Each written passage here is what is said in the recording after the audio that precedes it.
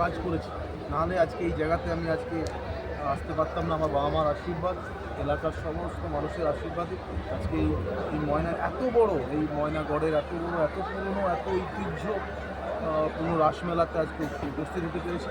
এবং সেখানে সংগ্রামদা আছে, এই সংগ্রামদা আমাকে বলেছিলেন আসার জন্য, আগেরবারও বলেছিলেন এসেছিলাম, এবারেও এসেছি। খুবই ভালো লাগছে।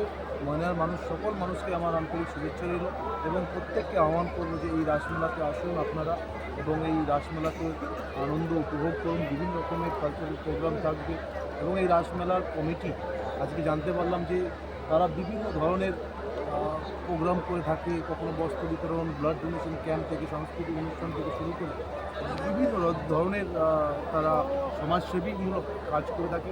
আজকে জানতে পেরে সেটা খুশি লাগলো এবং দেখলাম এবং ল্যান্ড স্ক্রিনে সত্যি খুবই ভালো লাগলো। এবং আগামী দিনে আমার তরফ থেকে যতটা সম্ভব আমার সাহায্য অবশ্যই থাকবে এই রাসমেলার প্রতি। এবং তারপরে বাকিরা এখানে সভাপতি আছেন এবং উনি বলবেন। এবং সত্যি আমি চিরকৃতজ্ঞ এখানে এই ময়না এখানে আমি আজকে উপস্থিত হতে পেরেছি এবং অনেকটা সময় কাটালাম সাথে, অনেক রকম অনেক কিছু ইতিহাস জানতে পারলাম ময়নাগড় নিয়ে।